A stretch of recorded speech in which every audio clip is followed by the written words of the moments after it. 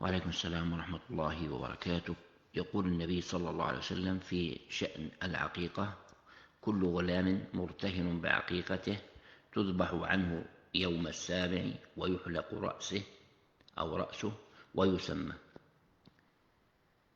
من أهل العلم من قال هي سنة مؤكدة، ومنهم من قال هي واجبة، ومنهم من قال يعني ليست بواجبة. الراجح أنها واجبة، لأن النبي صلى الله عليه وسلم قال: كل غلام مرتهن أي مرهون بهذه العقيقة حتى يعق عنه، ولو بلغ 10 أو 20 أو 50 سنة ولم يعق عنه والديه فيعق عن نفسه، يعني لا تسقط العقيقة، يبقى مرتهن بهذه العقيقة حتى يعق عنه.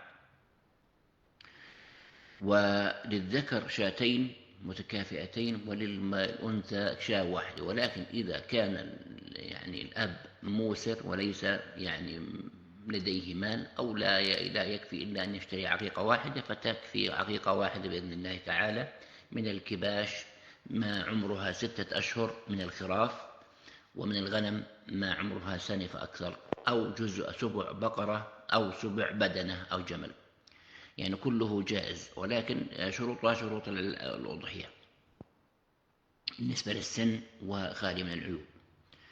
فبالنسبة للتوزيع طبعا نكمل الحديث. أولا يحلق رأس شعر المولود الذكر، والأنثى لا يحلق.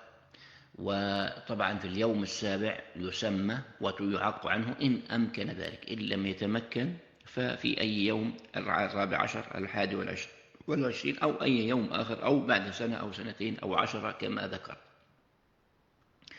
وعند حلق رأس المولود الذكر يتصدق بقيمة وزن الشعر من الفضة، ما يعادلها من الفضة، يعني نحسب كم جرام الفضة، كم تساوي جرام الفضة، نتصدق بقيمتها من المال. هذا شرح الحديث.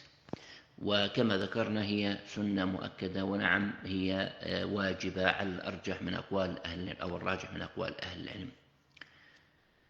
فيتصدق بقيمة وزنها من الفضة وليس من الذهب كما جاء في السؤال.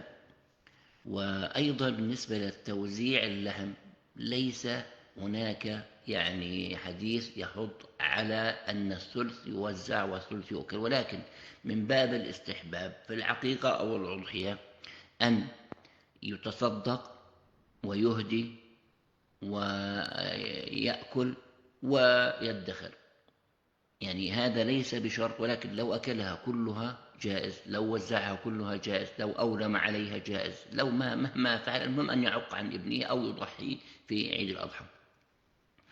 فالتوزيع له حرية التوزيع كما يشاء، والأهم أن يطبق هذه الشعيرة من شعائر الإسلام المهمة. هذا والله تعالى أعلى وأعلم.